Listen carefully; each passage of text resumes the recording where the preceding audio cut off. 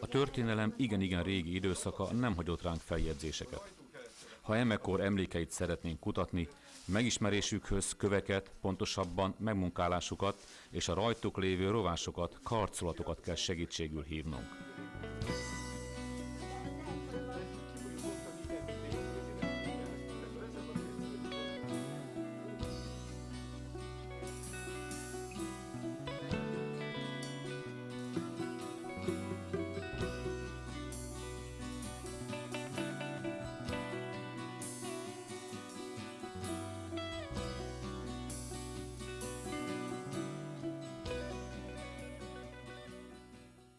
Dr. Lánszky Imre agrármérnök, ökológus, piliskutató tevékenységére a Demokrata már eddig is többször felhívta a figyelmet. Tavaly novemberben a Budakalász feletti Majdán-fennsíkon általa feltételezett Szikambria, majd az annak lehetséges helyén épült Alba-eklézsia, azaz Ősbudavár, valamint egy sziklafal mögött sejtett Attila hun király, Béla, Röv, Kadocsa, Keve hun kapitányok és Árpád fejedelem sírjáról szóló érveit tártuk az olvasó elé.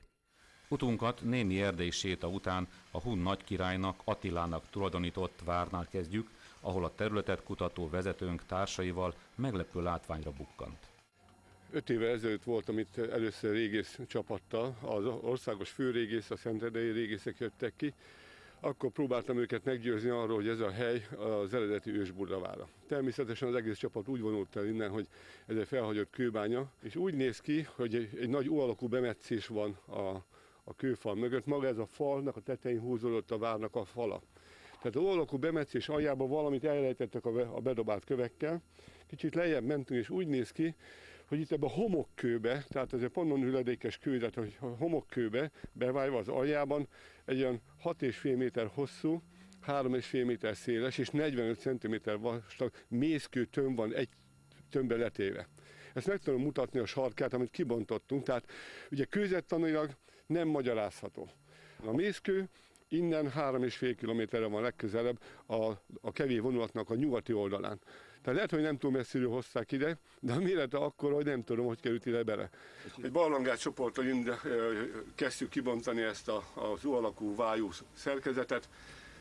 Arra voltunk kíváncsiak, hogy miért temették ezt be ilyen vastagon, ilyen hatalmas kövekkel, hiszen ez a kő alkalmas lett volna bármikor bármilyen építő elemnek.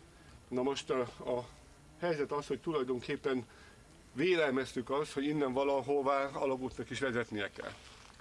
Ezt egy ingával nagyjából be is mértük, és akkor ezért bontottuk meg itt ezt a területet, és az első órában már ott, hogy 60 centire a felszín alatt megjelent 2 betű, a V,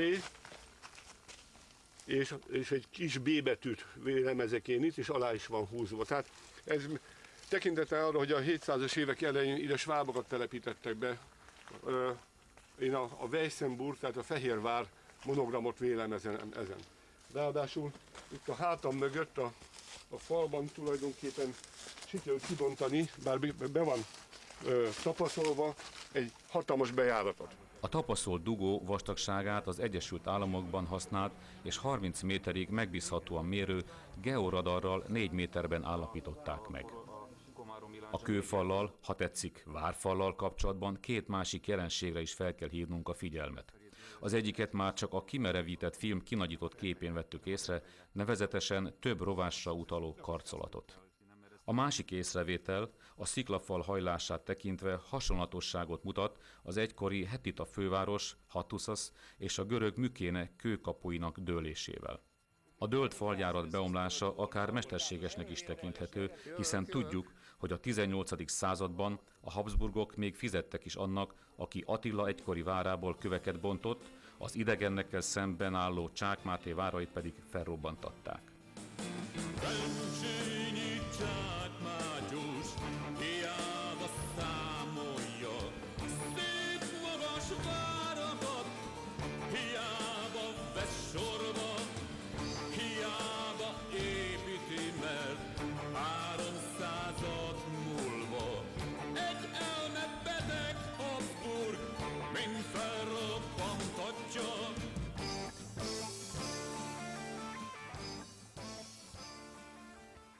Utunkat 2 várarok között vezető úton folytatjuk, míg szinte belebotlunk egy malomkőbe.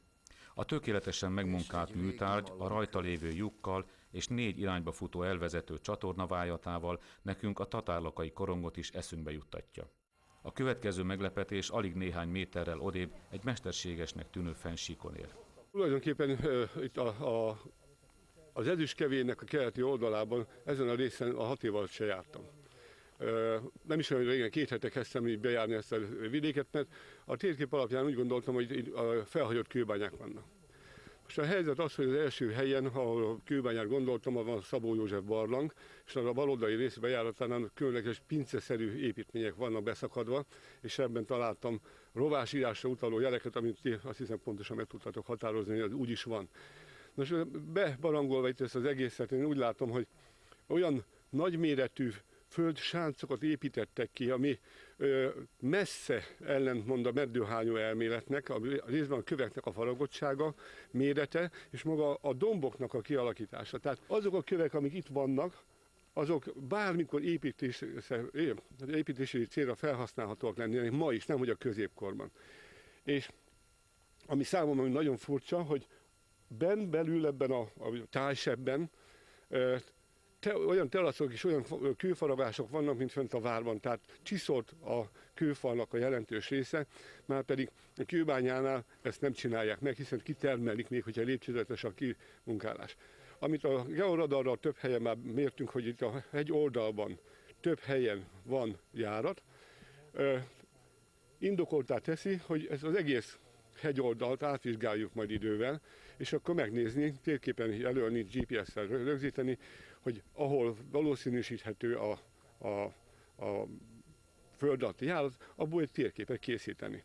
Ami a kőhalmokat illeti, ezeket a mesterséges rakásokat, ha földborítja őket, szerte a világon tumuluszoknak nevezik, Németországban hun sírhelyekként tartják számon. Még az Amerikai Egyesült Államok Ohio államában is van belőlük, csak a nálunk találhatókról nem vesz tudomást hivatalos történetírásunk.